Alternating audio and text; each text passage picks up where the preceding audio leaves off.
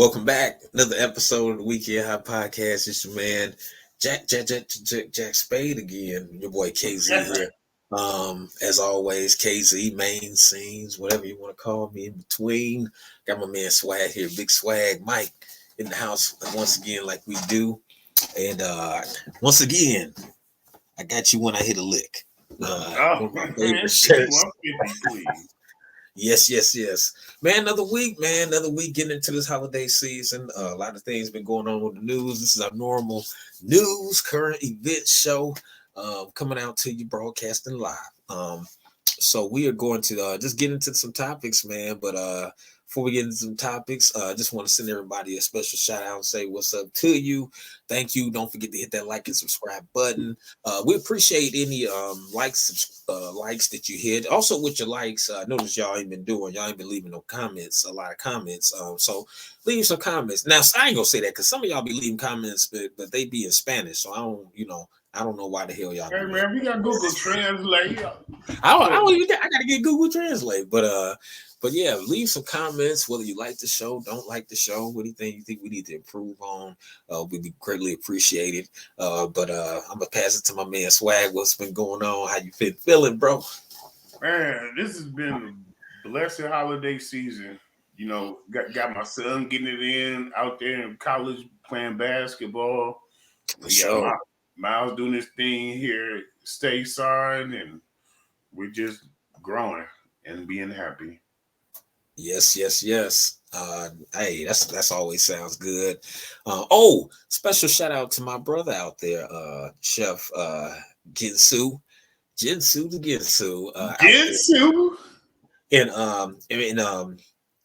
oh my God, he gonna kill me. Also, and shout out to his business, Just Oysters, Phoenix. Oh yeah, he got that sous chef now, didn't he? Yeah, he's reached the sous chef title. And he is still running his business, and the brother's doing good. Also, in training to be an executive chef. So, go boy! Shout out to bro out there doing his thing on the culinary side of the game. Shout out to Midwest East too, my man out there, Chef JB, Midwest East. We got Chef JB, Chef JB. Yeah, man. If you're in that part of the country, if you're in the Chicagoland area, Northwest Indiana area, check Midwest Eats out. Chef JB, he is a masterful chef. I seen one of his damn, I should have took a picture. I don't know why I didn't. I seen one of his latest dishes. He had the jerk chicken lasagna. So he got the jerk chicken lasagna. So check Chef JB. Remember, the name of it is called Midwest Eats. Also, if you're in the Phoenix, Arizona area, or on the West Coast, West Side, you out there on the West Side, check out Just Oysters Phoenix. If you want the seafood, if you need personal chef type stuff, you know what I'm saying, hit Chef Jinsu, Chef Blake up, you know what I'm saying. All the information is on our channel. If you scroll back, see, we're gonna make you watch them old episodes. If you scroll back, you'll see the thumbnails, you'll see their face on there. But I will probably put something in the description box. I ain't gonna lie, man. That episode with Jinsu, that was one of our latest episodes. Yeah, it's one of my favorite ones. Yeah, it's one of my favorite ones too, with Chef JB too, man. Midwest Eats, both of them brothers, man. Really getting successful off of doing something they love. So that's just word to you, just to do. Speaking of, man, I let my muse run wild this week. I made some beef short ribs in the pressure cooker and shit. Got my little deglaze on. Hey, I was doing it big. I don't have to pick right now, but trust me, it happened. I know. Yeah, I was messing with him this week. I said he was on the Denver meat side of the game. Yeah, that's right. Braised. I said he's a brother that making braised fawn. You said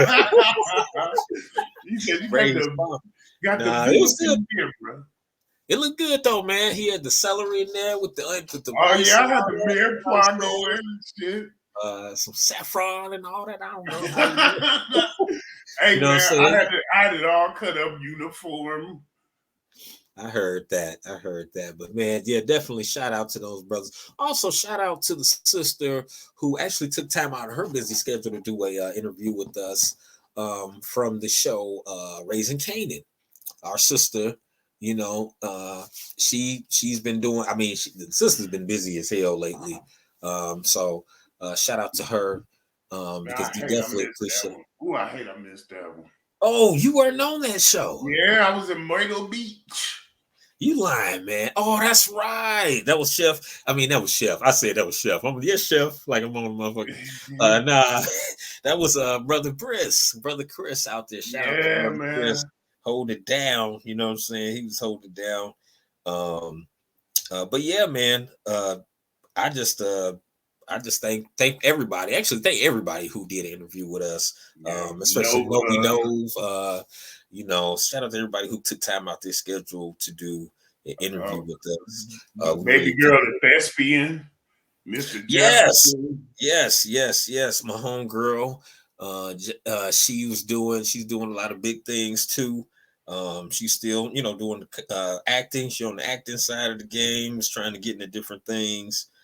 So I'm glad that she's really glad that she's still doing her thing. And shout out to everybody who mess with me, who know me. You know, shout out to you, man. Even if you ain't been on the show, shout out to you, man. I know Bax Bill. Where you at, Bax Bill? Peace and love to everybody.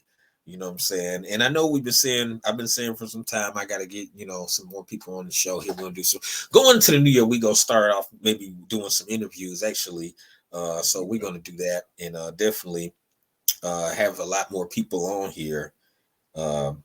So that way we can, just expand and then get a little different perspectives of people and different people who we mess with. So definitely, yeah. Yeah. Much love to everybody. Much love to everybody. Yeah, thanks for your Moving right along. appreciation and support. Yeah, we're gonna get right into, I apologize if people be like, "Damn, you ain't saying my name." You know what? I am having a brain, as they say, a brain fart right now. Oh yeah, the florist. Oh, we forgot about Right. That's also Oh shout out to everybody who did an interview with us because there was so many people. We actually did a lot of interviews that first yeah. year. I don't have everybody's name, but I guarantee the next show I'm gonna have everybody's name. I'm gonna blah, like that. But you know who you are. We're gonna get right into it though. A lot of news going on, a lot of stuff for us to talk about and throw our opinions at this week. And actually, and just get your thoughts on. So we're gonna get right into it. My first one off the rip. Man, I don't know if y'all have you heard this. I don't know if you guys been paying attention, but our man Mark Curry, hanging with Mr. Cooper himself, man, one of my favorite shows that I watched on the regular when I was growing up. You know what I'm saying? Mark Curry has been in the news, and brother Mark, basically, he was at a Colorado Springs hotel. I don't know if people are familiar with that, but he was at a Colorado Springs hotel waiting to do a gig or whatever. You know, he was just chilling in the lobby having coffee. He stayed at the hotel, had a penthouse at that, and then all of a sudden, like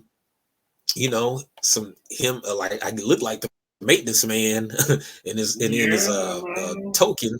If you watch South Park, he had token with him, and they rolled up on Mark like, "Hey man, you know, you got yourself as you know if you stand at the hotel." But the funny part about that, it was in the lobby. There was like a crowd of, you know what I'm saying, white folks sitting at the bar having drinks and talking loud, you know, doing what people do at the bar. They wouldn't, you know, they were just doing their thing, but, you know, they weren't approached. So Brother Mark was, you know, put him on blast and he recorded him and made a comedy sketch out of it damn near. But he was like, well, damn, why didn't you check them over there? You know what I'm saying? To see if they're a member of the hotel or a guest of the hotel. Mm-hmm. So, and then the girl that had just checked him in was asked him, did he have a room there? Right. She act like she had never even seen him before. He's like, oh, you act like we just ain't have that a little bit ago. Right. He was like, damn, you want to check me in. So basically 2 Colorado hotel employees, you know, what's happened now, they were suspended after comedian Mark Curry accused them of racially profiling. So they definitely was racial profiling because he was the only black dude in the damn lobby. And I mean, Mark Curry, you know what I'm saying, he wasn't like dressed like no bum dude, had like a Louis Vuitton bubble vest on, and you know what I'm saying. He stay geared. He stay geared. Yeah, man. Yeah, you know, and he ain't doing nothing, brother, to sitting there minding his own business, having a cup of coffee. You know what I'm saying? Just not being just He was messing with his accosted in the phone, lobby chilling, just by laid the up chilling. by And maintenance tech. I mean, it's just it's crazy that you can't even just sit in the lobby, being asked without being asked what you there for. Some people see it as, oh man, well, they were just doing their job. Well, I don't think I disagree with that, because as you look in, behind the guy, you see a whole bar full of white folks, and they just loud talking, drinking. I mean, not doing. I mean, doing what you're supposed to do at a bar, drinking and Yeah, loud talking stuff. But Mark Curry, he asked them in the video. He was like, "Well, did you ask all of them? Were they guests at a hotel? You know what I'm saying? Like, why you just sitting there in specifically on me? You know what I'm saying? There's a reason for that. right.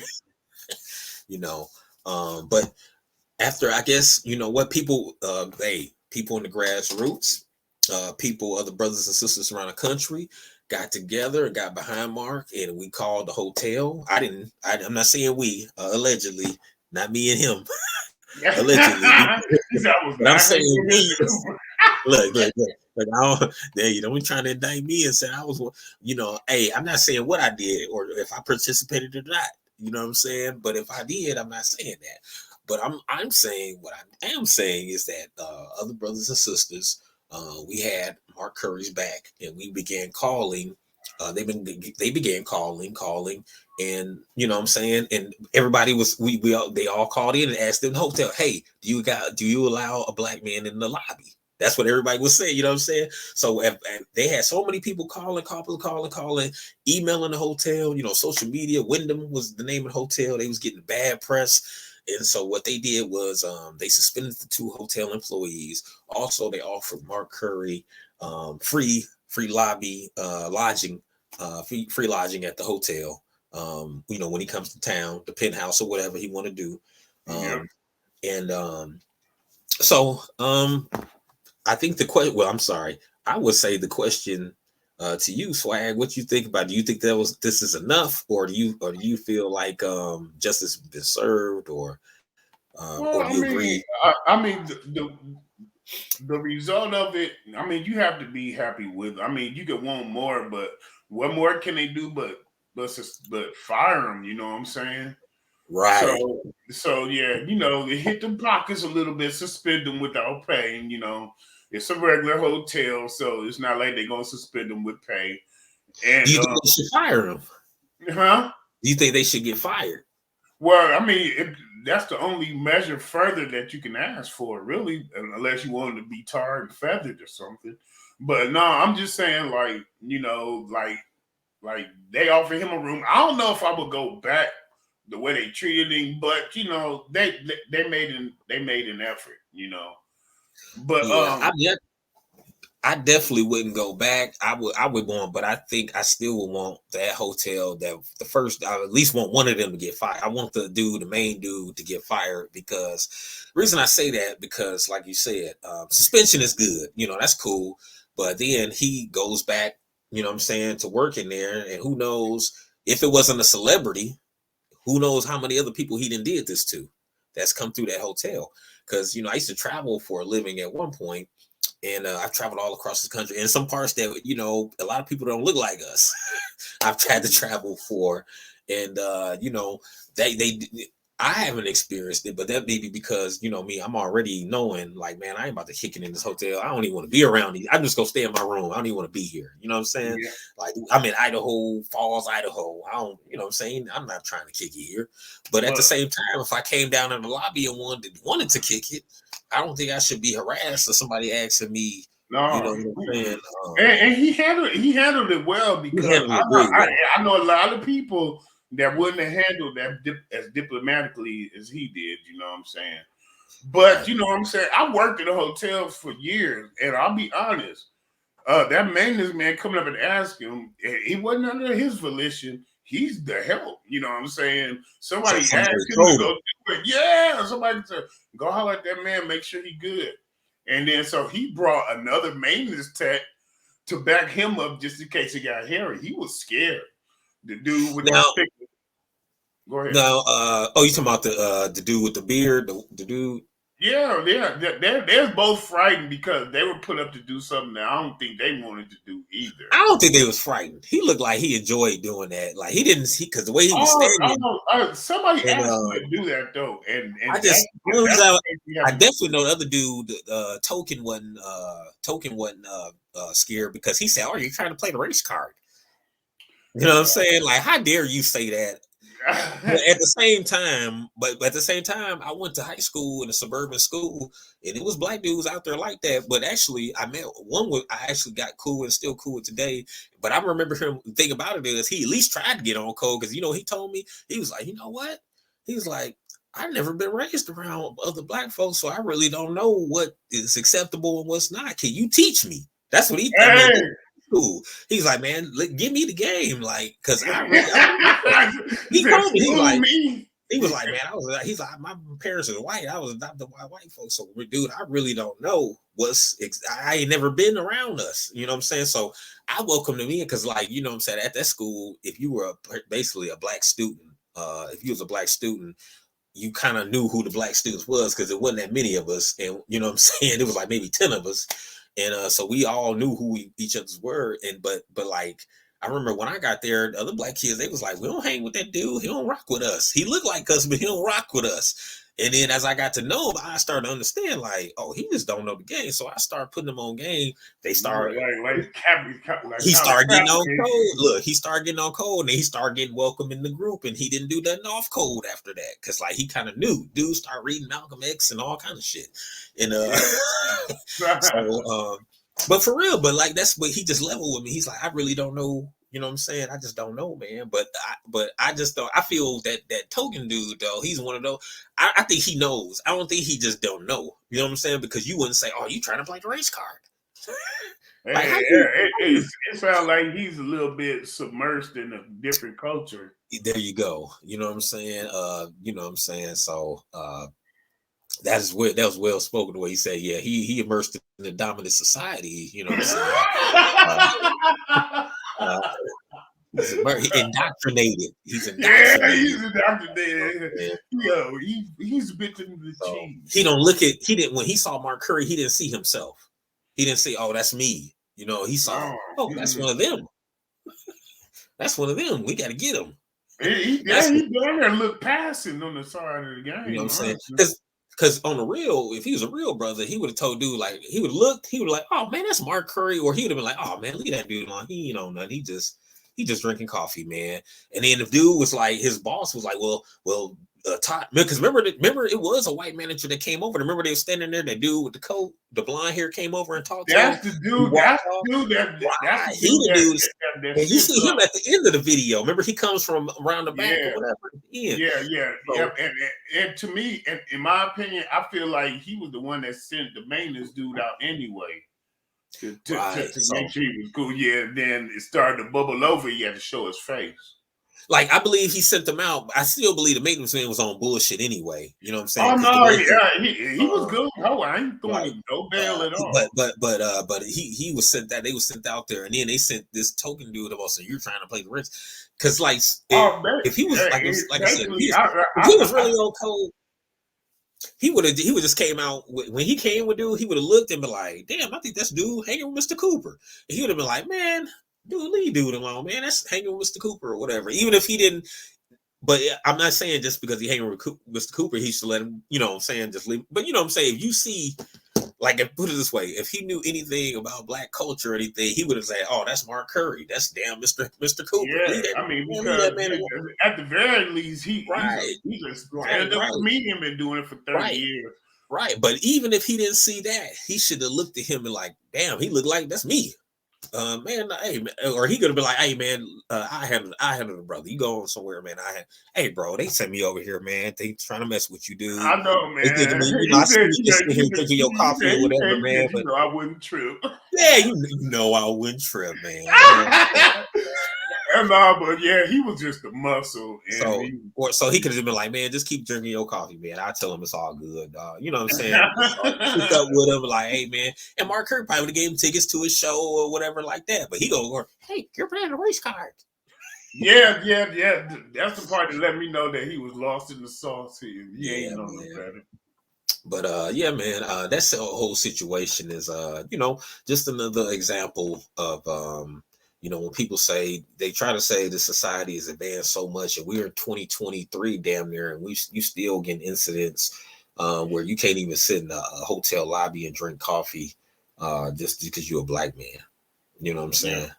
I, That's I ain't crazy. gonna lie. I ain't gonna lie. I mean, it wouldn't have been that tough for me personally, but I've seen a lot of people get their eye dotted on a lot less.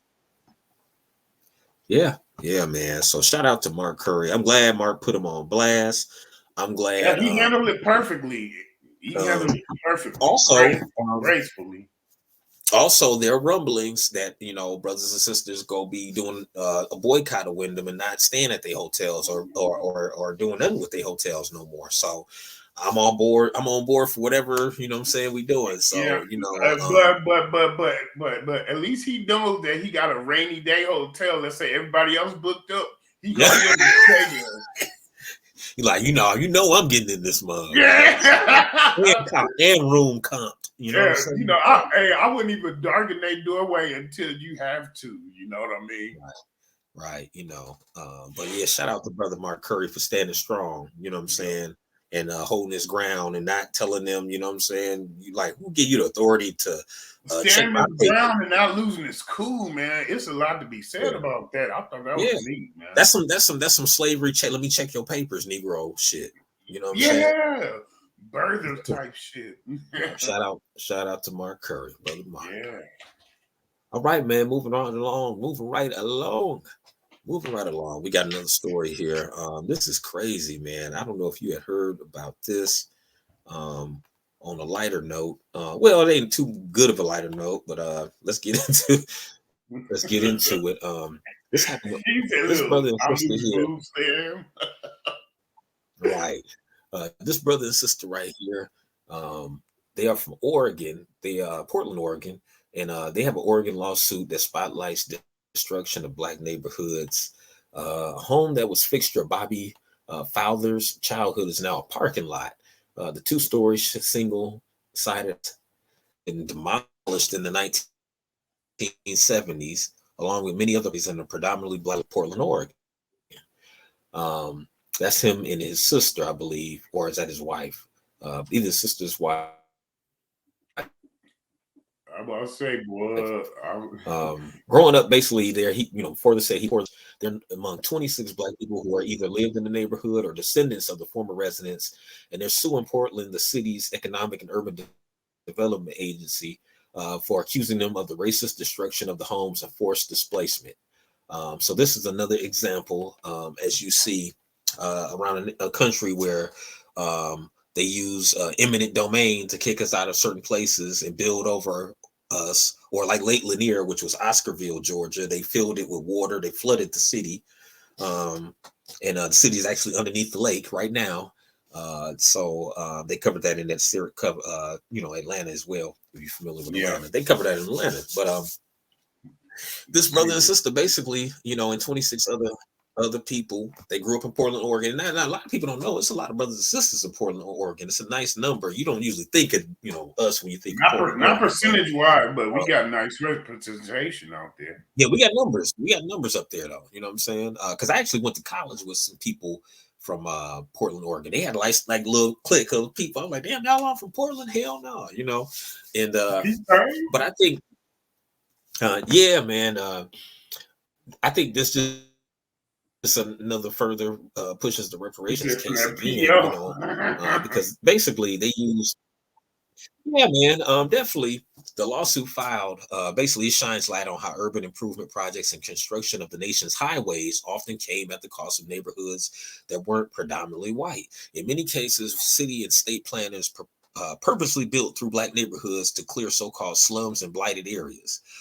People who were part of racial minorities were often, obligated to live in those neighborhoods because of redlining, which is banks discriminated against home loan applicants based on race, and even due to the laws that maintain all white neighborhoods, which is Jim Crow laws and things like that. Or Fowler's great aunt and her husband bought a house which he and his sister visited them in being a neighborhood of Portland.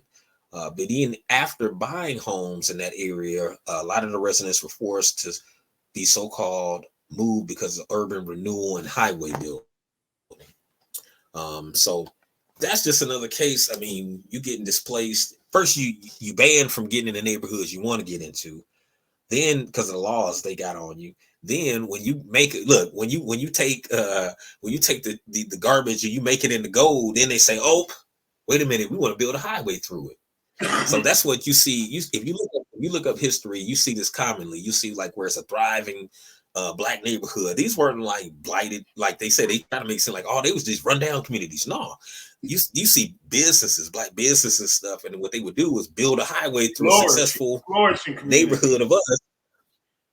Right, flourishing communities, and then or burn them down in the case of Tulsa, or bomb them. You know what I'm saying? The only time in U.S. history that the U.S. has been bombed is by its own in the Tulsa massacre. So, with that being said, it's like, damn, man, I don't see how you really, I don't see how other people come over here and just hate on us getting our reparations, and they think it's a handout when it's owed. You know what I'm saying? I mean, because think about that. That wealth, if that highway didn't run through that neighborhood, who knows the wealth that would have been built there? Who knows how successful or who benefited or who got past? Like, let's say your grandfather had a store and then he had to shut the store down because they built the highway and he moved. He never got another store again. What if he kept that store and then kept going and going and made other stores? And next thing you know, when you get of age, you got some money because Grandpa had this store for years. Now you take it out. You see what I'm saying? So that's wealth transfer, generational wealth transfer. So, I mean, you got to. They stop the legacy when they do that. They cover up the blight, as they say. And build a road through it. And then that was a burgeoning, flourishing community. Before it comes through there. You got the corner store, you got the hardware store, your grocery. I mean, and you just don't see that very often, especially in the northern cities like that. You'll see it in the South sometimes, but they start to become few and far between. Yeah, you can't pay back wealth and I'm sorry's and symbolic gestures. It has to be restored back with wealth. Because that's why you have a wealth gap. I mean, I know people. Oh, well, I wasn't around. My parents. Well, so what? It was done by the government. These laws were done by the government, so the government has to pay it back. No different. Like you said, our taxes go to Indian or to the Native Americans. In some of their things. But me and you, we ain't never owned no Native Americans. Me and you ain't never did nothing to them. But I mean, the tax dollars goes to it. And I mean, if they owe, that's cool. I mean, taxes. You know what I'm saying? Taxes is taxes. So it don't bother me. So don't be bothered when my people get a paycheck. You know what I'm saying? That we're old. It's not a hand. Like I say, it's not a handout. It's and listen to this. Even in the article, it goes on to say that between 1971 and 73, the Portland Development Commission demolished an estimated 188 properties, 158 of which were residential and inhabited by 88 families and 83 individuals. A total of 32 businesses. Mm-hmm. Four churches or community organizations were also destroyed, and also forcibly displaced households that were 74% black. You know what I'm saying? So, I mean, basically 32 businesses. We don't knock out this little pocket of existence here. Right. So, I mean, definitely they should get it. They should get it back in the form of reparations, man. So we're gonna push for that all day. But moving along. But hold on before you move on. Hey, I'm telling you, Easter Sunday pick when you see one. That was it on the left. Mm-hmm. Hey, you got on your Easter best. That's the first day suit fresh out the plastic. Hell yeah, you ain't lying. What'd you say? Not the Easter fresh out the plastic game. Yeah, man. So yeah, they intentionally targeted that black neighborhood in Portland called Central Albina, and they deprived the inheritors, intergenerational wealth, and community and opportunity that the generations of us could have had they not done that. So. Definitely shout out to all my people in Portland, Oregon, who looking at us in Portland, man. Shout out to y'all, much love. Shout out to all my college people I went to school with in Portland, to you too. But we're gonna move right along, man. Another story, another hot story and topic. Your boy Skip. Oh, Skip. Come on, Skip. You know what I'm saying? When he make the pass, Skip. You know what I'm saying? When he make the pass, see Brady. No, I'm playing. And I'm telling you this, Shannon. With my heart, my oh Micah, 7 from heaven. Hey, what do you call you, Lil Shannon? Little Scotty Miller, Lil Shannon, little Scotty Miller. He always say little Scotty Miller. Skip, oh man, let me say this, man. Let me Skip and Shannon. Let me go into it now. I do. It was an incident that happened on the sports side of the game on a show for Undisputed, where I mean Skip just straight out just went in on Shannon, like, man, just straight disrespecting on the show to coddle Tom Brady. And so the thing about that whole incident, I don't know if y'all have seen it or watched it. Most of you probably have. If you've seen it or watched it, it's Skip and Shannon. Basically, I'm gonna tell you what it looked like to me when it happened, because I think I was watching it when it happened. No, I didn't watch it live, because I normally don't watch their show live. I just see it on like YouTube and stuff. But let me tell you what happened. Basically, this is what I've always thought. This is nothing new. Like, I've always thought Skip had he get that old school liberal racism in him. You know what I'm saying? Mm-hmm. Because I mean, he said stuff like this before. He didn't. This ain't the first time he didn't came him at Shannon Sharp on the show. It's not the first time he's disrespecting him. It's not the first time. Because he always say Gronkowski better than you. He loves selling. He basically like this. This is what it looks like. He loves saying, he loves taking white men and telling Shannon these white men are better than you. You know what I'm saying? If it ain't Gronkowski, it's Tom Brady. Now and people will be like, well, he loved Jordan. But yeah, but see, when they got in that whole argument, he was saying that Tom Brady was the best athlete. He wasn't saying best, because he said even over Jordan. He's like, he's better than Michael Jordan. Jesse Jordan. Right. Y'all think, people they be jocking Skip. But see, the thing is, to me, it's that it just goes, when I say old school racism, you know what I'm saying? I'm from Indiana, so I know that old school racism. That good old boy, that good old boy, like, we cool and stuff. But when it get real, I'm gonna let you know who you dealing with. So it's like this. Because they throw little jabs. Skip always throw little jabs, like it's like almost like a great white hype thing. He loved Baker Mayfield, who's a bum. He's a bum quarterback. Let's be real. Mm-hmm. He loved Tim Tebow. He was a bum quarterback. So he don't like. Think about this. He don't like Luka. People say, well, what about Luka? He don't like him. Well, that's because he's a foreign white man. Yep. So he I mean, that's typical. So to me, like, when he did that wasn't no surprise. It's like, I'm gonna tell you this. I don't think Skip has ever respected any black dude he worked with. Because if you think about the show that he's been on, most of the time he's paired with a brother, and they have a debate style show. The brother, like one with Stephen A., which we all know Stephen A., what he be on, that coonish behavior he be on. But at the same time, Stephen A. made the show when they had it. Cold Pizza, I think it was called. Yeah, it was called Cold Pizza originally, yep. Just like in That's First Take, just like Shannon makes the show. What makes the show us, because think about it, like I think Corey was saying this week as well. If it was a show with just Skip Bayless, I don't think people probably wouldn't even watch it. Mm-mm. You know what I'm saying?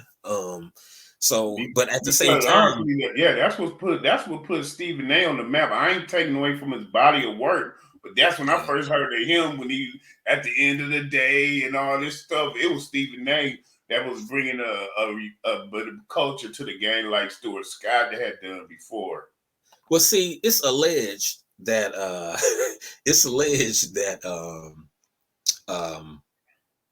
like when the whole Skip and Stephen A. Smith fell apart, right? He was calling and begging, like, Shannon to come to the show and do the show with him to make money. Like, basically, he knows, like, if I get one of these, if I get with one of these black motherfuckers, you know what I'm saying? I know I can make some money because it'd be a black man versus a white man on here, and people gonna look at it anyway. But even though it's sports, you know what I'm saying? It's gonna be good because we're gonna be. It's like me. I'm a journalist, and they're the sports figure, so we can argue back and forth. You know what I'm saying? You notice he ain't get no white dude to do the show with him, just him and the white dude, because the shit wouldn't be probably Yeah, it ain't compelling enough. It's just not different enough, you know. There you go. So he basically, I'm just saying he knows how to make the money. He knows he already thought about this. But at the same time, even though that's my thing is though, even though somebody is making money with you, that don't mean they respect you. Right. That don't mean Hey they man, respect you. hey, so I watched a couple reactions to this, and the best one I saw was Booker T. Remember him from from WCW, the wrestler? Yeah. Okay, so he said this put him in mind of Larry Merchant. Remember when he got hot at Mayweather at the end of a match and he lost his cool? It was like, yeah, I'll bust your ass if I was 50 years younger. Well, basically, Booker T was like saying, Skip Bayless just passed his expiration date, and then that he just too old fashioned, and he's surprised he ain't caught a fade yet, honestly, which is true, man. Yeah, man. I mean, well, I don't remember one fade he was about to catch when Richard Sherman destroyed him. You know what I'm saying? You remember he said, "I'm better than you as a human being. I'm a better human than you." Jalen Rose painted him into a corner too. Yeah. I mean, for real, man. Like I always tell people to be weary, and even in this is a good point because it's actually in Brother Tariq's book, but this is the thing. This is me personally, because remember, I lived in the hood, I lived in the suburbs. So, but I always noticed a difference when I was out there like this. I always remember this. People, or I should say people from the dominant society, I'm always been weary of the ones who go the extra mile. They got Jordans on all the time. They got a bunch of chains. You know what I'm saying? I listen to rap music. I love rap music. You know what I'm saying? I've always been one to watch those who say they are, they know about my culture and my people and this and that and stuff like that, when they really don't. They just, you know what I'm saying, I'm gonna dress this up to this character. I'm hanging, what's up, man? All that kind of stuff. Like as they say, the yo white boys. I've always been weary of those because not the yo.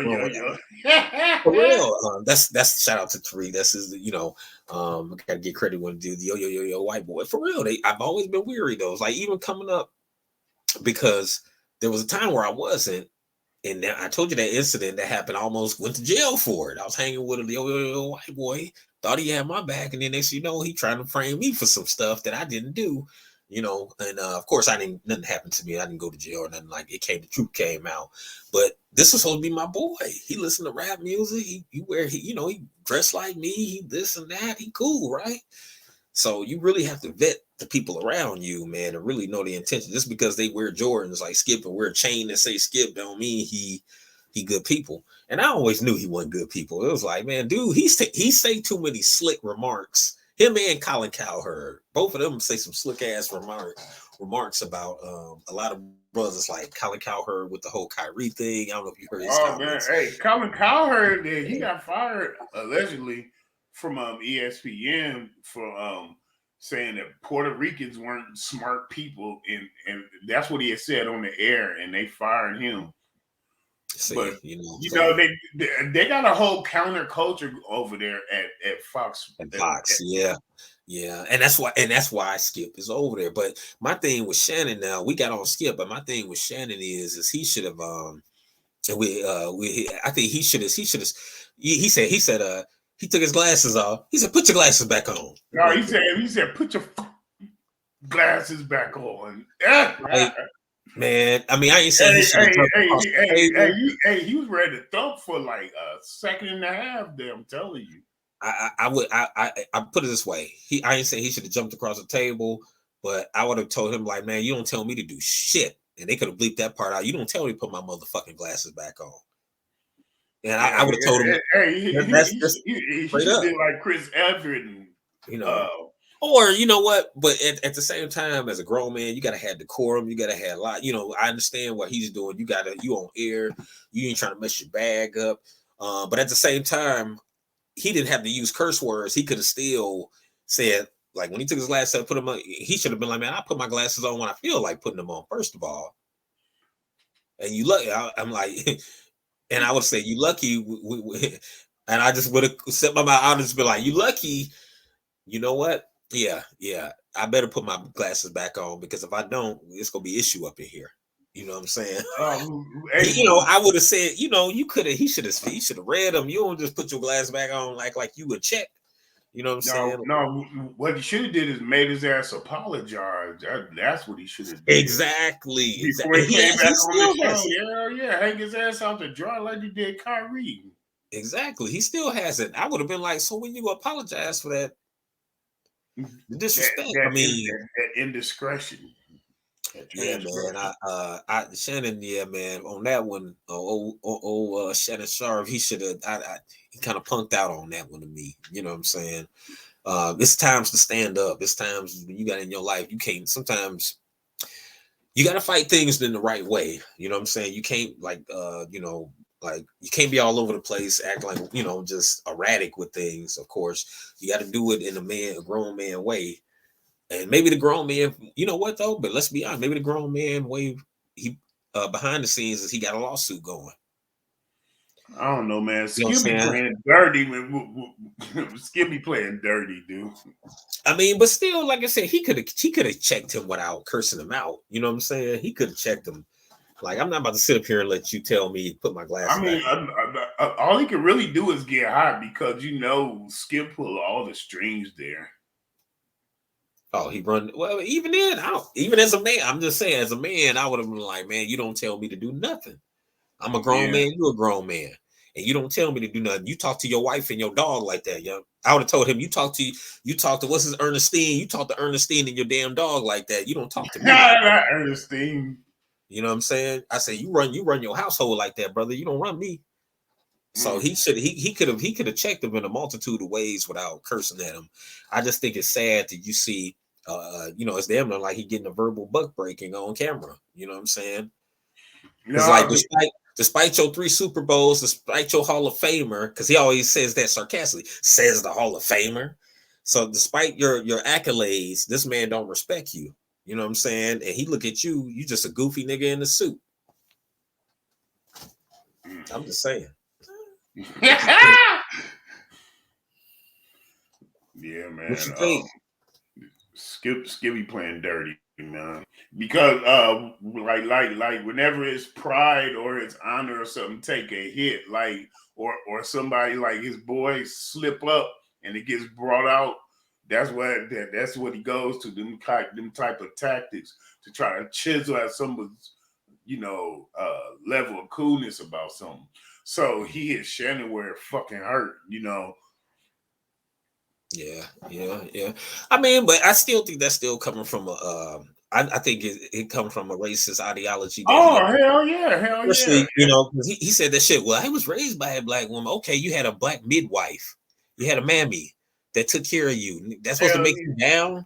Like that's supposed to make black people feel good. Oh, I had a black woman who took care of me. Yeah, it says he got raised by Octavia Spencer and you know what I'm saying? Like that don't sound good, man. You know what I'm saying? I don't know how he thought that sounded. Man, but remember when Jalen Rose had pulled up his high school stats?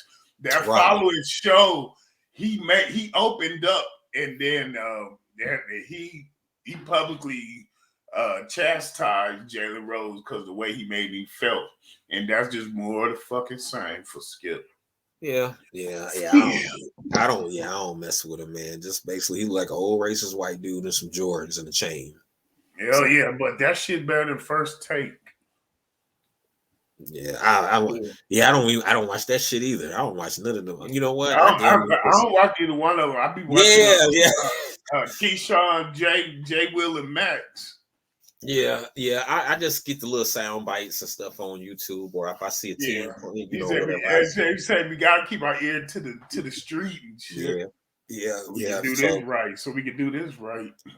yeah, so no salutes to that situation. No. But on either, I don't salute, I ain't skip, but then I'm not berating my brother, Shannon, man. I just think Shannon should have stood as a man, especially being a black man and stuff we go through in this country. To let a white man, old white man on TV berate you and tell you to put your glasses back on, you don't say nothing. Like maybe he did say something off camera, so I'm not. That's why I said Hey we man, don't know. I'm sure they addressed it off camera, but I Oh think yeah, I the definitely only thing think. he could have did better though, really, is just not got mad and said, you know what, you ain't shit, Skip. That would have been the thing. We have people that That would have been Skip, yo. Skip, you ain't shit. you know what I'm saying? Hell yeah. Moving right along, man. We're gonna keep it moving. Another situation just happened, man. I don't know if you've seen this, is big in the news. It was a sister in Winston-Salem State University. A white Hispanic teacher called the cops on her, for refusing to apologize. So because she didn't apologize to this white Hispanic professor at a black university, supposed to be a black university, they arrested her. So police arrested a black student on the campus of Winston-Salem State University Tuesday, allegedly for not apologizing to a white professor. According to the outlet, the issue was between Dr. Cynthia Villagomez, I say white Hispanic, that's why I say white Hispanic, Villagomez, and pupil is Lee, student is Leah Marie. I apologize if I didn't get it right. The former reportedly called the campus police on the student after she refused to correct her final presentation. The viral videos of the incident surfaced on various social media platforms showing a handcuffed Marie, a black student, continuously screamed, "I hate you," toward Villagomez, a white Latino professor, before police removed her from the classroom. According to the documents, the 20-year-old is facing a misdemeanor for disorderly conduct. Her appearance is January 25th. Law enforcement eventually released Marie with bruises and a second-degree misdemeanor. She reportedly went to Instagram to explain her side of the story. Marie claimed Villagomez told her on short notice that her group project was incorrect and needed to be revised. The project was due to be presented on the same day. Marie declined to correct her final assignment and still wanted to present her project with her group, despite Villagomez telling her it would greatly impact her grade. According to Marie claimed the argument between her and the professor stemmed from Villagomez telling her to leave the classroom. Marie refused to leave and then began yelling at they began yelling at each other, which the video shows. Villagomez reported the incident to another professor, which led to the on-campus police being called. Winston-Salem students were outraged by the incident. Many who shared the recordings also voiced their opinions. They said basically a white professor at Winston-Salem State HBCU had a student arrested this morning for not apologizing to her after she raised her voice in response to the professor raising her voice first. So this video is now, scrolling around as you see she's getting arrested. What are your thoughts on this incident? What you feel about it, man? And so she told her grade was about to be hit, and she just wanted to go ahead and do a report, business as usual. And so they got into an exchange, and then the teacher got loud first, and then and so the sister got mad at her and was yelling, and then she said, "I'm going to call the cops if you don't apologize." Is that what's happening here? Right. Right. Basically, yeah. Because basically so she told her, she told her on the day she was supposed to present the project that the professor told her it was incorrect and need to be revised. And she like, well, damn, you gonna tell me the same day I gotta present it? You know what I'm saying? Like, where they do that? You know what I'm saying? And Hell yeah, that's funny so style. yeah. So she said, well, I'm already here. I already got it together. I might as well go ahead and do it with the group. And then the professor told her to leave, got loud with her because they say the other students had it on camera. So she got loud with her first, and she got loud back. Because I mean, these is college students. These ain't kids. These is like young adults. This ain't So high school, you bitch. know, right? Exactly. I'm So sorry. like, I ain't gonna lie, because that's how I felt. You know what I'm saying? When I got to college, I ain't gonna lie, that's how I felt when professors be like, man, I wish you would raise your voice to me. My mother, calling your mama, and then you better. I'm a grown ass man now. Hell yeah, I ain't got no money on this shit. I will kick your ass. This ain't my life. This shit fucking my credit up. You better give me. Yeah. You better tell, So I feel her on, what I'm saying? I feel her on that. She paying for the classes because I'm cheap. She paying for a class, and then how you gonna get told the same day, like, hey, you can't correct it. So Marie, basically, since she told her the same day, the sister Marie declined to correct her final assignment and still wanted to present her project. Basically, since she told her, like, damn, you telling me the day of to revise it, I don't want to have to go through all that work. I might as well just go with what I got. You know what I'm saying? And she didn't want her to do it. Impact grade and shit. Right. So I just think that's crazy. In the fact that you got a white Hispanic teacher working at a black institution. Well, remember, the HBCUs ain't all black because they really ain't owned. They funded by the government. So this that don't surprise me. But then you calling the police. How you gonna call the police on her? Because you disagree. You having a disagreement. You know so what? You thought that was an exhibition of power in a power struggle. And so, you know what? I got your trump card, bitch. I'm at least see you in cuffs. I don't think they really couldn't do nothing but remove her from the room, but just to cuff her ass in front of class, that's undignified. You know what I'm saying? Now she got a misdemeanor. Now she got something on her record. She did. Okay, yeah, that's right. That's I mean, so that ain't fair, man. Like, I mean, the sister going to school trying to do better for herself, man, and you gonna call the police. See what I'm saying? So basically, you can't even speak. So how dare you speak? So I'm gonna call the police. The part I'm wondering about, though, I mean, to take all the funny style bullshit out of it, how the hell does she know that it wasn't done right and need to revise if they haven't even presented the shit yet? Right. That's another. So, well, I mean, she just having a bad day. Like, you know what? I'm gonna make this bitch a day miserable too. You know what I'm saying? Right. I mean, that shit. I mean, like I said, so I'm glad the student body got behind it because they feel that was a lot of people in the class when you watch the video, they record and they like, man, this is, you could hear them saying like, man, what are you doing? Why are you calling the police on her? Why y'all arresting her? She ain't doing nothing in here. Because she wasn't, like the other students said, she wasn't being unruly. They said the professor got loud, even when you watch the video, but the student said the professor got loud first, so she got loud back. But she wasn't. So you ain't my mama.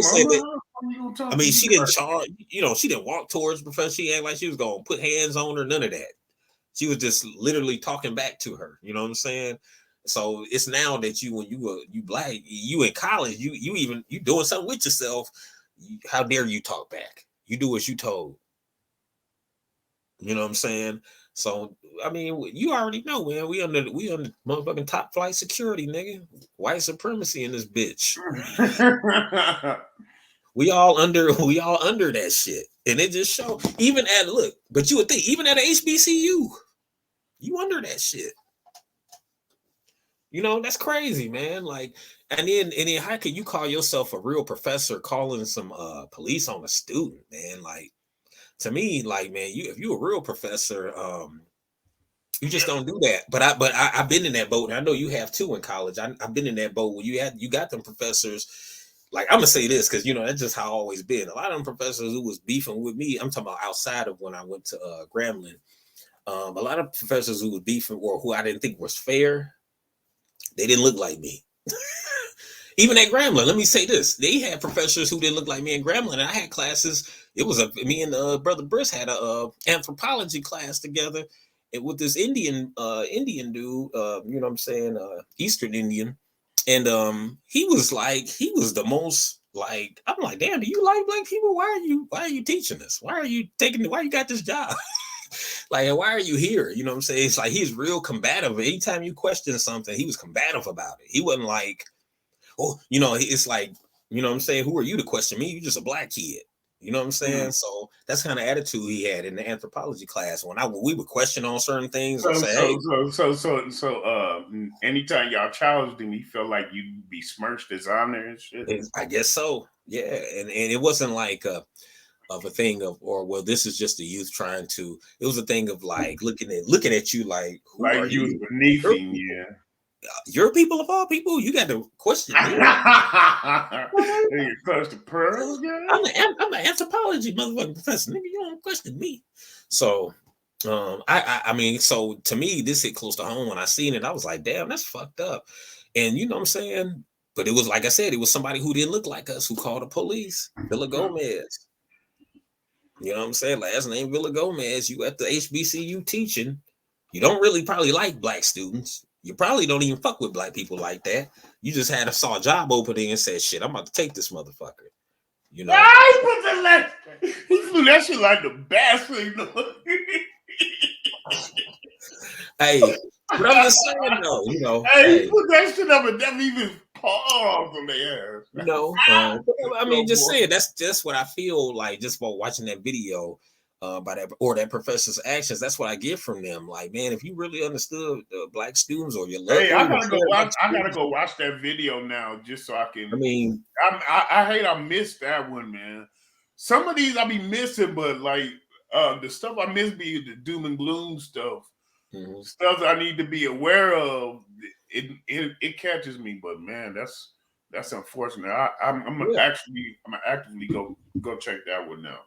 Yeah, and the thing about it, see, the reason it's so relevant, because see, a lot of these students go to HBCUs because so they can get that nurturing care from a black professor, so they can get that understanding from somebody who look like them, so they can get, and then that's why this all that black and brown coalition shit ain't relevant.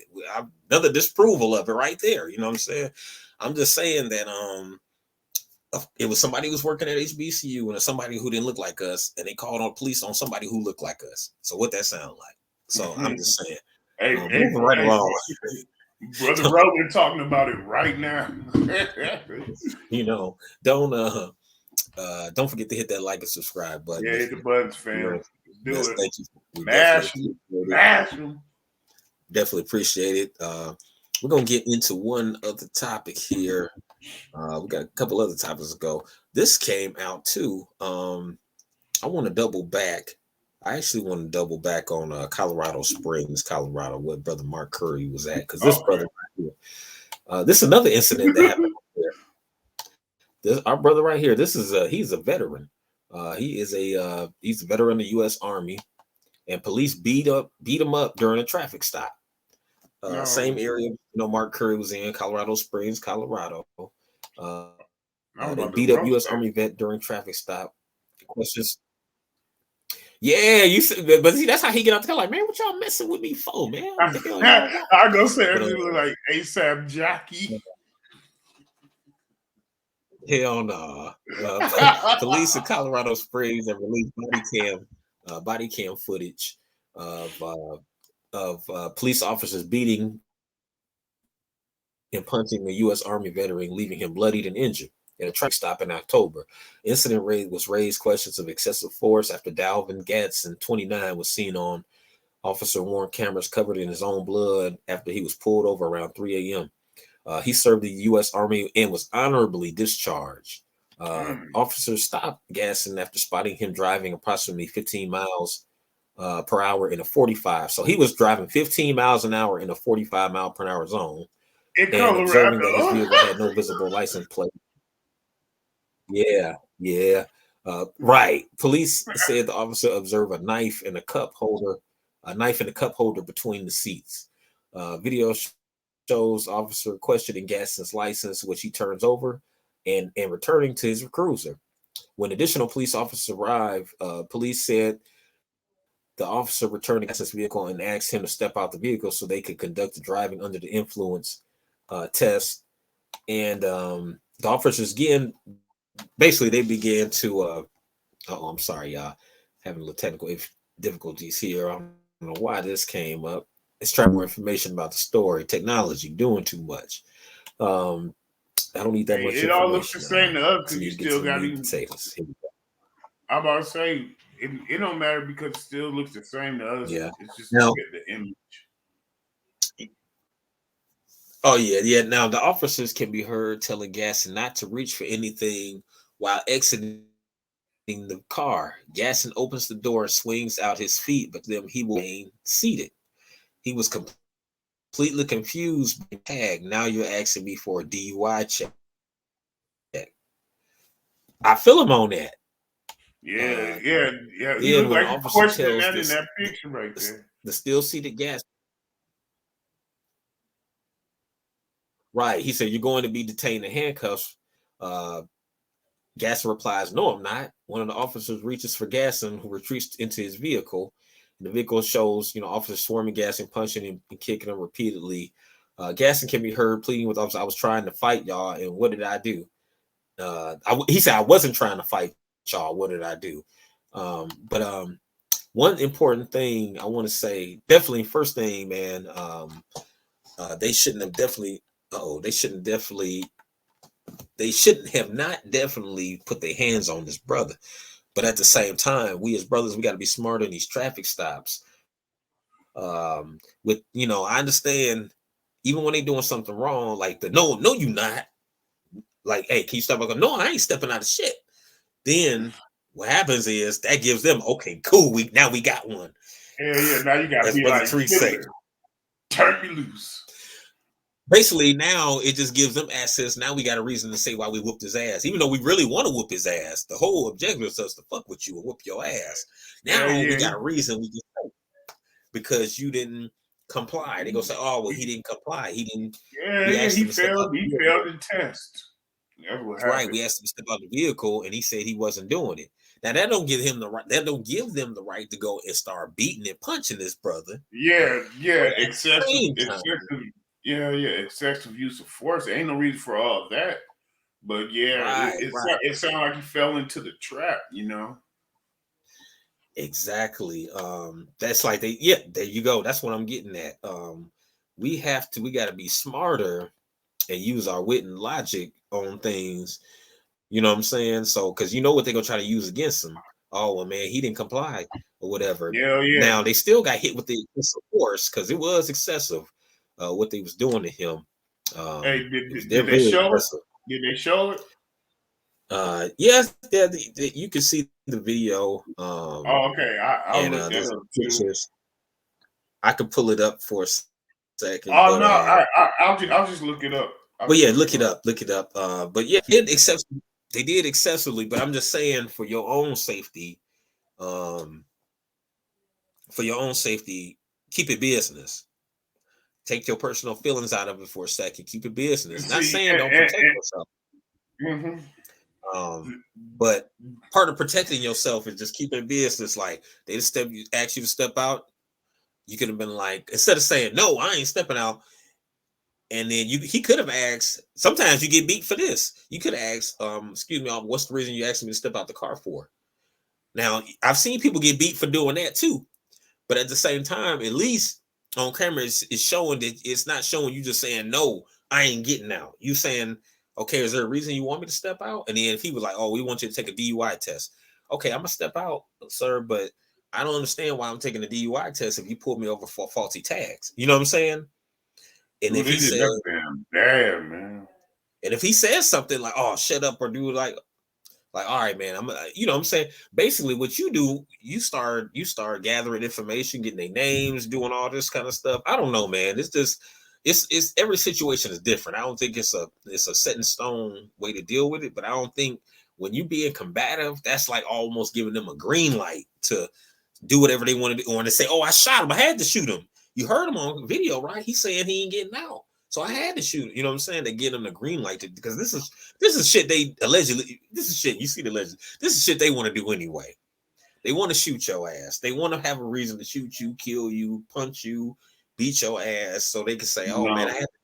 I had to whoop this black dude up because of this and that." So all I'm saying is, don't give them a reason. Don't and sometimes you know it swag as I know. They don't need a reason to kill us. You've seen plenty get killed for no reason at all. But at least in that situation, I think you might have a better chance of getting out of it.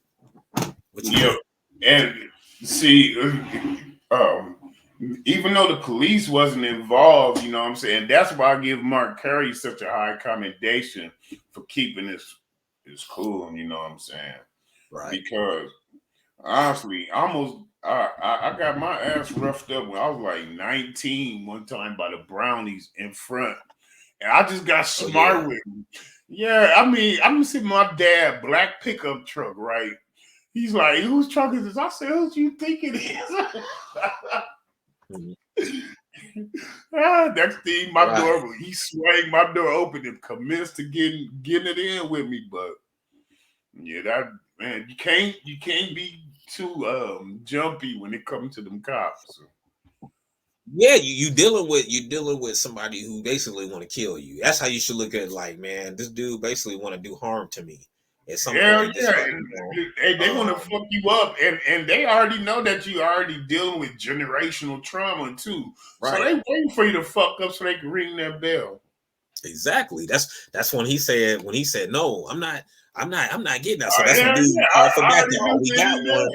We got one. We can get it in. Come on over here. You know what I'm saying? We got one. You got one. Yeah, man. You gotta be safe and stay safe, man, out there, man. Use your logic. Young folks, use your logic. Don't just say, hell no, I ain't getting out the car. I ain't doing this. Hey, that nigga said, hey, turn me goddamn loose. Tell you cut me damn loose. You know, or go keep your hands off me. That nigga feel like feeling. Turn me loose, boy. Turn me loose. And you know what? And don't ask. And I will always say, you know what I'm saying, don't incriminate yourself. Don't incriminate yourself telling the police too much. Just we answer the questions they ask. You know what I'm saying? You best off just answering any questions they ask. You can ask questions too, because I've asked cops questions. Because I remember one time, look, I was in the car with my son, and I gave him a perfect example how to handle it. Because even when we got pulled, I said, watch how I handle this. I looked to him, told him, I said, watch how I handle this. So he came because he had no reason to pull us over. We wasn't speeding. And I said, hey, how you doing, officer? He said, I'm doing fine. How you doing? I'm good. He said, where are you traveling to? And I told him. And I said, I said, I already had everything ready, license, registry. I was like, here you go. And he's like, oh. I said, so what was the reason you pulled us over for? I said, because I definitely know I wasn't speeding because I got it set on cruise control at this speed. And I just looked at him. He was like, oh, well, the reason I pulled you over, it was something to do with my license or the tag. It was same thing like tag or something. Kid came back and hit. I said, I own this vehicle. And he said, oh yeah, I apologize. Well, just let me go back and check everything cool, then I'll let y'all go, whatever, let you go. You know, I said, all right, but I was still kind of pissed off. He could tell I was pissed off. But the thing is, I changed the energy when I came to him with the questions. Now he could have said, man, shut the fuck up. You do, you know, whatever. But when I came to him, like I gave him the little respect I did give him. Like, hey, how you doing, officer? Boom. So you ain't even got to ask me for license for none of that shit here. Yeah. How you pull me over? Like, well, I'm like, what was the reason? I said, because I definitely know I didn't, you know, I told him just like that. And when he came back, he gave everything, you know, told us that, and I told him, I told my son when we left, I said, see, he didn't have no reason to pull us over. That was unlawful. I said, but I knew that was unlawful. I said, had I went off and said, motherfucker, what you, blah, blah, blah, blah, blah, blah, then I would have gave him reason to get us. You know what I'm saying? So I play a little game, but I'm still. But you got to know your rights. But the thing, there you go. The key is when you get pulled over or presented with a situation where it's just you and a cop, you have to decide and decipher right then and there if that's the cop that can deal with you exhibiting the fact that you know your rights, or is he the kind of guy that you try to level with? Because last time I got pulled over on, it was Pontiac and Lafayette, and then you know I'm legit, too legit to quit. I always drive, you know, legit. You know what I'm saying? So when he pulled up, and I don't know why he pulled me over. So he said, "Can I see your license and registration?" And I said, "Can I ask why you pulled me over?" He said, your plates don't match your car. I said, officer, all due respect, is this where the bullshit comes in? He said no. And then he went, and then he ran my shit, and then he saw. I mean, what at this time I was 43, never been arrested. He just got the wrong guy. He might thought I looked like somebody, but he just hurry up and just gave me my license. Said, "Have a nice day." He didn't even tell me nothing was wrong. See, he tried to profile you, and then you came. Yeah. I said with the right questions. I said, all due respect, with the right questions.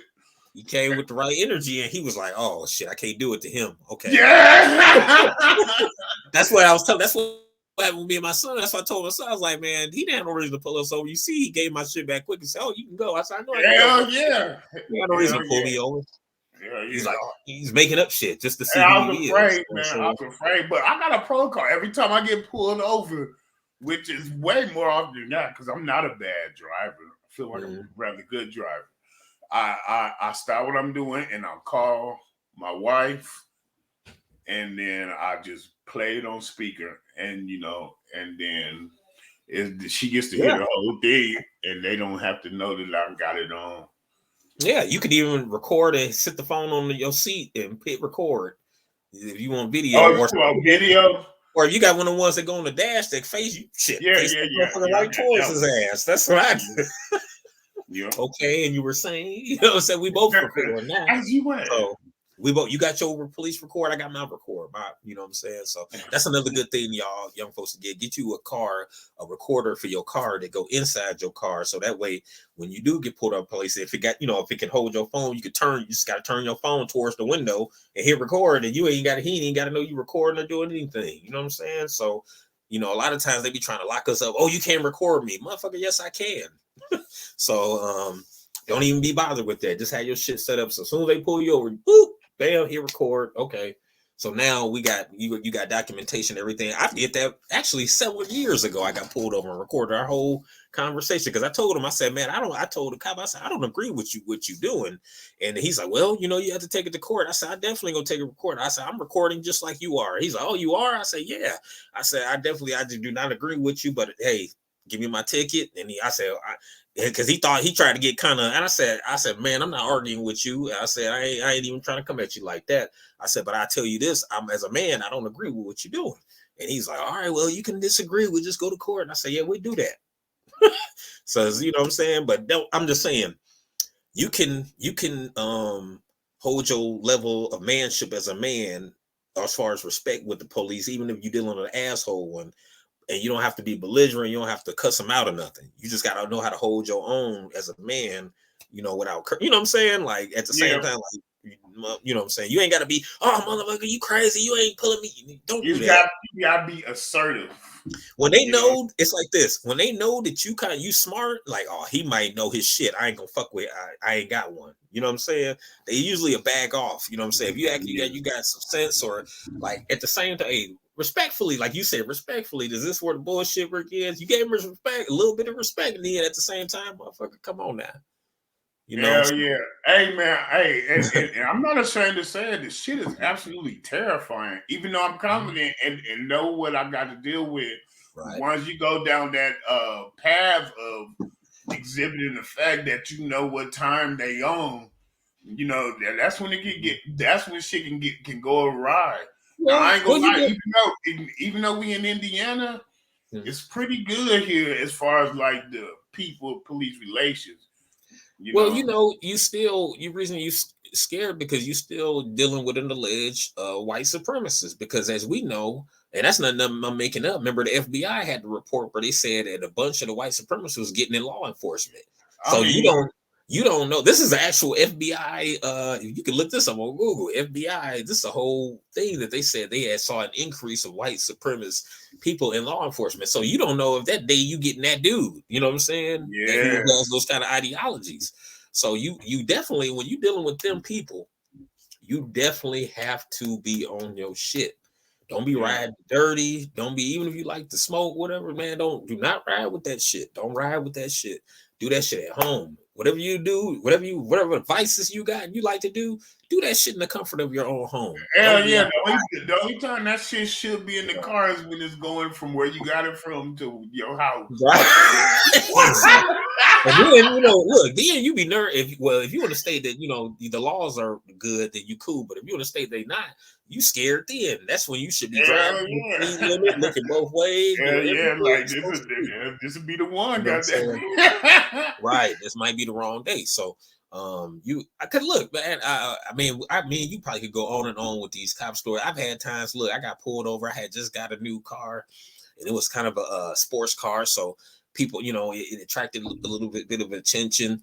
So the cops, look, they had to set up, in some areas. I was in Chicago. Some areas in Chicago, they had blockades that set up where they pull everybody over. You know what I'm saying? Yeah, Those alcohol checks. like So they checkpoints. pulled, Yeah. they was like, go in that parking lot, go, and I'm like, damn.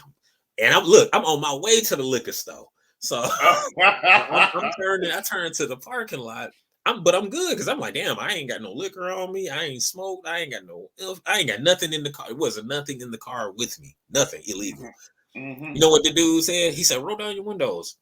He got right on the window bar. He said, this is a nice car here. And I'm looking at him crazy, like, motherfucker, why you all on my car like that? He said, it's a nice car here. He's like, it takes a lot of money to afford this, huh? And I was like, no, not really. You know what I'm saying? I said, in my head, I'm like, you one of them. Okay, you one of these type of motherfuckers, jealous ass one. Okay, I get what you. And I'm just looking at it, right? But you said it though. Right. At the time, I had a little young lady in the car with me. So he looking at her, the young lady looking good, pretty, whatever, saying like that, fine, whatever you want to say. He looking at her, he like, damn, so he looking at me like, so you just doing this shit. Okay.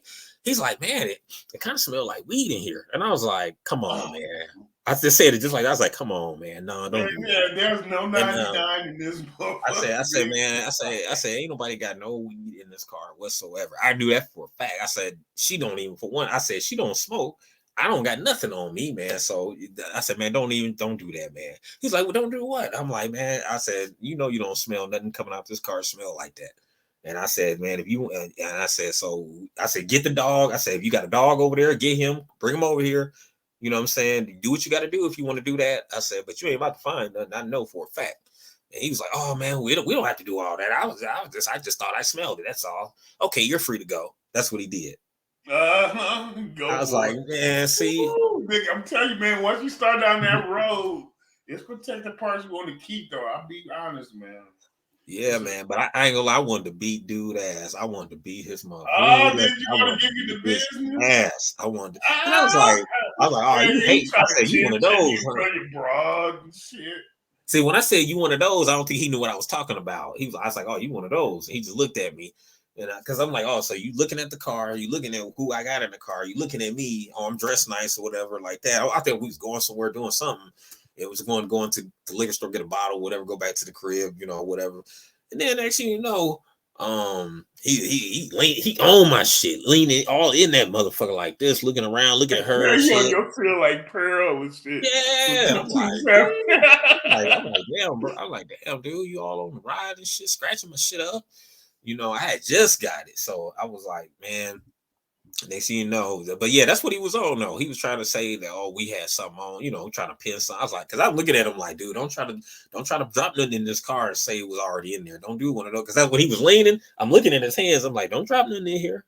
I already knew what you trying to do. You trying to drop something in this bitch. Oh, what's this? I found. No, dude. You ain't, I got to see. You can't even give me some C's no more, nigga. Right. Moving right along. I mean, not us, but consumers. Oh yeah. We got our last story. We're gonna go into one other Brittany Griner, man. Brittany Griner made it back. Brittany Griner is made it back. But the reason I'm coming up with the story is like there was a recent article. There was a recent article that said that black women was the reason that Britain, it was all basically due to black women. And then the black women they showed, it was these people you don't see in the grassroots. It ain't like, it's not like Sister Vicky Diller or somebody, you know what I'm saying, that's really in the community doing stuff. It's like some people you see like on the boule or I should say coon class, I should say the scratch the surface, they on the surface type, like, you know what I'm saying? They would say, they trying to get them the credit when really black men, as you know, we've been speaking out the whole time. You had LeBron speaking out on it. You had Steph Uh, Curry hey, speaking out. You had Steph speaking out. You had what's the other brother? You had a bunch of brothers from the NBA that was saying, "Hey, man, Marcus Smart, he wore the free BG shirt." You know what yeah. I'm saying? The Celtics, but they was trying to get a credit. Now they also trying to get a credit to the white LGBT community, which we know they didn't do shit. You didn't hear Ellen. You didn't see Billy Porter. You didn't see Saucy Santana. You didn't see none of these fools say anything or speak out on her behalf. But let me tell you, I wanted to zero in on a brother because I had heard this through news, of course, through the grapevine. One brother who was really instrumental in, I think we covered this in the summer, with Brittany's getting her out was brother Roy Jones Jr. You know what I'm saying? A Yeah. lot of people didn't know behind the scenes. Roy Jones Jr., the boxer, one of my favorite boxers. He was instrumental in he was working behind the scenes back in June trying to help get her out because he has dual citizenship in Russia. Actually, a lot of people didn't know. Oh, Yeah, hey, he got because of to put this around me. He said, now she missing from her family. right. So Roy, he was Oh, helping. He was helping with that initiative because the boxing, right? With him boxing all over the world, you know what I'm saying? He has dual citizenship in Russia, for when he can do fights over there. So what he knew some important people over there, and they said, they had been saying that he was working behind the scenes and being instrumental and talking to people in Russia, he was trying to get Putin. Uh, he even met Putin personally in the past, so he had some kind of relationship with Putin and was trying to use his strings that he has to try to help get her out. So now I don't know if he was the reason she got out or not, but I do know the brother was working hard behind the scenes because they were saying black men ain't really trying to help her or do nothing, and you see a number of black men speaking out all over, like, hey, what I'm saying, even on this show, you was instrumental in speaking out on it a lot and hell saying yeah. kept saying free BG, free BG. So Yeah. we do have we had her back, you know what I'm saying? We had her back, and but now you look in the media, they want to get a credit to everybody else. But I just wanted Yeah. to bring some light and some love to Roy Jones Jr. for using his dual That's what's citizenship and up, working man. Hey, behind the I scenes. did not. I did not know that, and that makes me feel good. Number one, he's a boxer, but just like even with Dennis Rodman, with Kim Jong, man, them athletes, them black athletes, they get so Right. much respect Because Dennis was worldwide. trying to go get her too, remember? Yeah, Yeah, Dennis was yeah, he trying to was go gonna get her go, too, yeah, remember? man. But your man Carter said, yeah, this ain't that, Dennis. Yeah, he sat his ass down. Yeah, But that's good, man. And then a lot of people also be talking about, yeah, they give her up for the Merchant of Death, the big win in the trade. But like Merchant of Death was in his last 3 years of his sentence. They're gonna lose him for nothing. You know what I mean? but I agree. Yeah, I get that, but I agree. It was one thing that I heard somebody said that this one thing I do agree with because this is a consensus idea. A lot of people think like was saying this. And I agree with this. They were saying that basically not the fact that they traded for with him just for her, but they should have got the Marine too. You should have did a 2-for-1 deal. I mean, this is the Merchant of Death. You should have got like 5 people back for him. You know what I'm Hey, saying? Joe Biden Like trying to this, get them. Hey, Joe Biden trying to like get them like votes for the party, man. but I'm saying, but it made Biden look bad because you couldn't even get the Marine too. You should have got Brittany and the Marine out of there. Because I'm just saying that like you got the Merchant of Death, so you could have told his basically. I'm saying his bargaining skills is garbage. Think Oh about no, it. this was a political move, man. Right. Well, but I'm just saying that just feeds into the political move. I'm saying why would you get her and not get the Marine? You're supposed to get everybody. It was 2 people he could have got. He could have did a 2-for-1. Yeah, I'm yeah, saying yeah. I'm familiar with the soldier right. I'm that he just left saying with. he could have got both of them. If he was a real negotiator, he could have got both because that would have made him look better. Like, look, I got her and I got him. That's what I'm Yeah, saying. But I don't know, yeah. man. I mean, unless the person he's negotiating with is one of them ones that's like, you got too greedy, deals off. You know what I'm saying? I don't know. But, I'm not on the inner workings of that, but I'm just happy she's home. I'm just happy she's home. That man, she probably was afraid for her life, especially after she got Yeah, sentenced. Because honestly, after she got sentenced, we lost a logistical track of her. I mean, they sent her practically to the gulag, pretty much. My thing, yeah, I mean, yeah. I mean, you know what? I'm happy the sister home, but at the same time, like, what is she really gonna do? What you gonna do for the black community? What you gonna do for the brothers that spoke out on your behalf?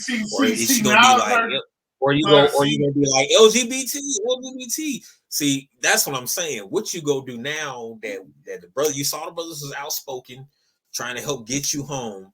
You supposed to be like, you know what? Thank you for the brothers that the black men out there that had my back, my community, especially the brothers that had my back, supported them, and to the women, and going forward further. You know what I'm saying? Now, this is what I say: are you gonna immerse yourself back in that community that didn't have your back, or are you gonna immerse yourself with the community that did have your back?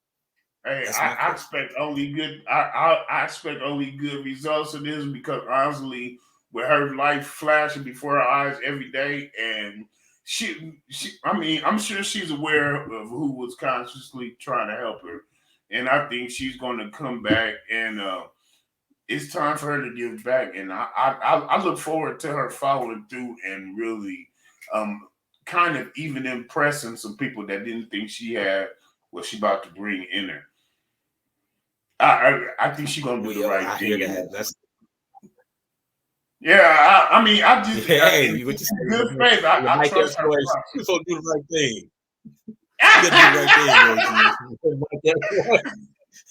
So do the right thing, OG. No, I think she cut from that kind of cloth, man. Yeah, I hope she does the right thing and don't become a political pawn, a puppet. Let me put it this way: a political propaganda. She gonna. They're gonna display her and put her in at advantageous scenarios to be seen on camera, but she ain't got to worry about. She probably don't even have to play basketball again. I know that's her passion and shit. But I mean, honestly, the book deal, all this shit, man, she is minted. She's about to be minted. She really gonna be in a position to do big things, dude. I'm serious. Now, her coach, listen to this, just to show you that people didn't have her back. That's her college coach, right? People are jumping on her college coach's ass because she didn't even speak out about Brittany, and that was her college coach, and they were supposed to be real close and all this kind of stuff. But the sports world is furious with Brittany Griner's college coach. After she returned home, they said that her coach Kim Mulkey didn't say much when asked about the situation, and she received plenty of criticism for her lack of comments. Now the criticism is continuing. Players and recruits shouldn't trust Kim Mulkey, who was useless when it came to Brittany Griner. This is from Deadspin.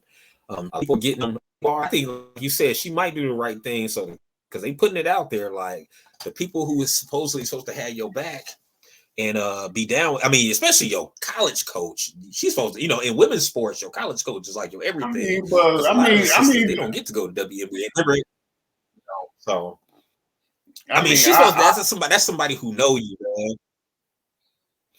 That's somebody who know you. That's like your boss. Like you get captured tomorrow, and they ask your boss, "What do you think about Swag getting taken?" No comment. You like, damn, motherfucker. You didn't say, "Oh, he's a good person." I hope he come home. This is wrong. What happened to him? Nothing. You just no comment. You like, damn, motherfucker didn't have my back worth shit. Yeah, they might have more history than everybody's aware of. Who knows? Damn, that's just sad, man. Like I'm just saying.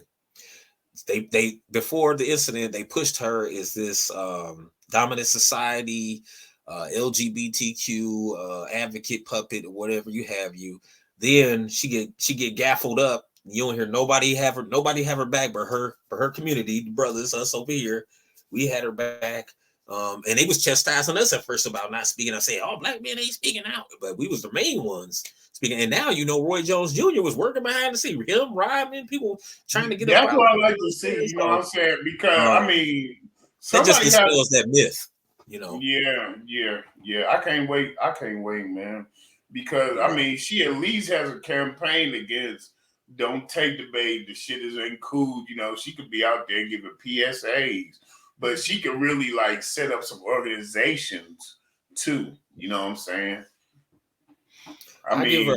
We're gonna see what she do. We're gonna see. Hopefully, Sister BG, you do the right thing. You seen who was supporting you in these times and who wasn't, and you run towards the people who had your back and try to do things for the community. If you don't, then that's just very sad, man. That you know what I'm saying, will line up with people. When the chips is down, they just left you over there. You know what I'm saying? Yeah, so you think she's gonna fade into the door at the Rainbow Palace and just never come? Right. Yeah, man. Yeah. No, man, she ain't cut like that, man. It's been done before. I'm not saying she's been done before. It ain't no precedent. Been the first. Won't probably be the last either. So, but we're gonna wrap this. We're gonna wrap this one up, man. We're gonna get back at you because we got hella stories to cover. I've got a bunch of myriad of stories this week to cover in the media and the news, but we're going to be back at y'all again this week. We're going to hit you maybe one more time for the holiday Christmas season. Then we'll see y'all next year. You know what I'm saying? But please hit that like and subscribe button if you like what you're hearing. If you have any comments, suggestions, hey, open the comments, man. I ain't like these young kids. You commented on my shit. Get off my porch. Right. I ain't with that, you know what I'm saying? But at the same time, just please keep it respectful. Definitely, we try to keep it respectful. Just give us some energy. We like to play too. We like comedy too. We are in the comedy, some comedic type minded people. So may not seem like it sometimes, but we definitely are when we talk about certain subjects. But so keep it light, definitely. But we're gonna see y'all on the flip side. My man Swag got to get doing his thing. I got to get doing my thing. And we're going to see y'all on the next episode of the Weekend High Podcast. We got the B-side. Check out the B-side with our brother Jamarcus. Great interview. Great. I ain't going to say interview. Great debate. Great powwow. Yeah, that's the B-side right there. Great. Yeah, because it ain't debate. It ain't it's love there. So it's a great powwow with me, us, and brother Jamarcus. Getting some ideas and opinions and solutions out there. But we're going to get back at y'all. Your boy KZ. See you on the flip side, my man Swag. See you Welcome home, young Brittany.